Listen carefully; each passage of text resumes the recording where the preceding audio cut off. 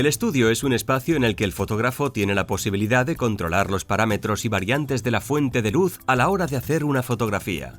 En un estudio de fotografía podemos encontrar distintos tipos de fuentes de luz que clasificaremos según su origen, naturaleza o función. Dependiendo del tipo de fuente que origine la luz, diferenciamos entre luz de flash. A diferencia de la luz de tungsteno y de la luz fluorescente, este tipo de fuente lumínica no es continua. Esto quiere decir que en vez de emitir luz de forma constante, solo la emite durante el breve espacio de tiempo que dura el destello del flash. Esto tiene varias ventajas, pero también algún inconveniente.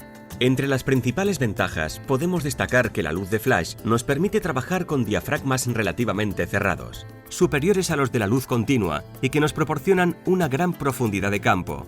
Esto se logra al concentrar toda la potencia lumínica en una fracción de segundo. Otra de las características de la luz de flash es que al no estar constantemente emitiendo luz, no se calienta y su consumo eléctrico no es muy elevado. Además, tiene una temperatura de color cercana a los 5600 grados Kelvin, muy parecida a la de la luz diurna.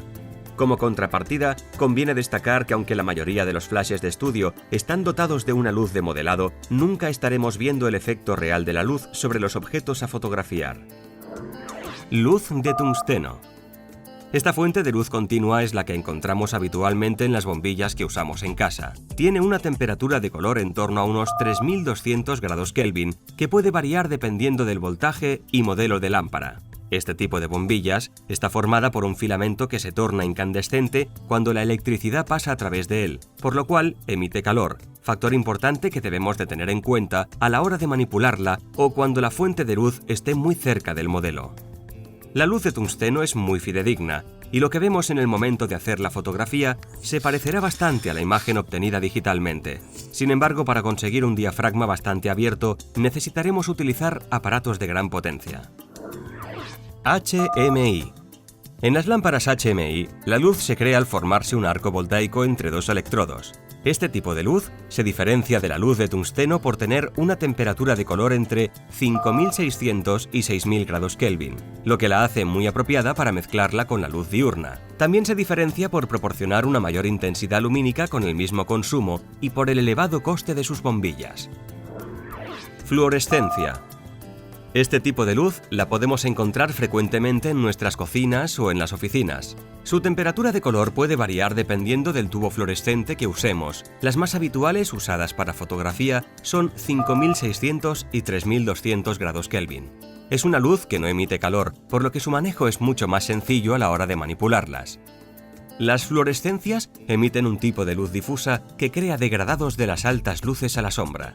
También hay que tener en cuenta que su consumo eléctrico es mucho menor que de la luz de tungsteno. Dependiendo del uso que demos a la fuente lumínica, podemos diferenciar entre luz principal. Es la fuente de luz más importante y fija la colocación de las demás. Luz de relleno. Sirve para matizar las sombras producidas por la luz principal. Se suele situar al lado contrario de esta, aunque no siempre es así. Luz de contra o de separación. Sirve para dar volumen al sujeto y separarlo del fondo. Luz de fondo. Este tipo de luz se usa para iluminar de forma independiente el fondo de la escena y darle vida propia sin depender de la luz principal.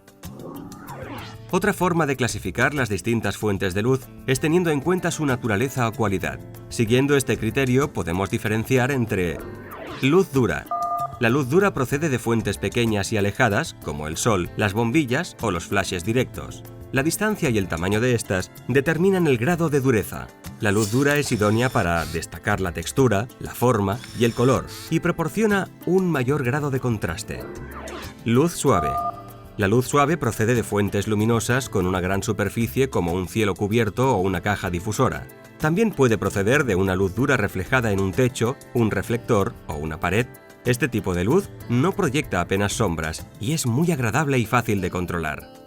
Otros elementos que podemos encontrar en un estudio son los siguientes. Reflectores. Son un elemento muy económico con el que podemos dirigir y dotar de cualidades a la luz que proviene de una fuente lumínica. Podemos diferenciarlos por el color de su superficie reflectante, por ejemplo, reflector plata. Al igual que el oro, refleja casi toda la luz, pero da un resultado más frío.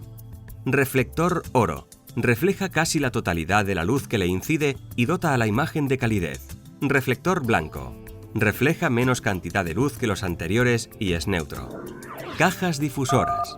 Las cajas difusoras las podemos encontrar con multitud de dimensiones y formas. Su función es difuminar la luz. Cuanto más grande sea la ventana, más suave y envolvente será la luz. Podemos encontrar ventanas octogonales, cuadradas, rectangulares. Su forma siempre se va a ver reflectada en las superficies reflectantes que fotografiemos, como una botella o en los ojos de un primer plano, influyendo en el resultado final de la toma. Conos. Los conos son unos accesorios que proporcionan una luz muy direccional y sin apenas degradado. Son muy útiles para utilizarlos como luz de contra o para resaltar alguna zona de la imagen. Nidos de abeja. Son unos elementos de gran utilidad dentro del estudio. Como su propio nombre indica, estos accesorios tienen la forma de panal de una colmena. La luz pasa a través de los pequeños orificios que lo forman, direccionándola y evitando que se disperse en todas las direcciones. Filtros o gelatinas.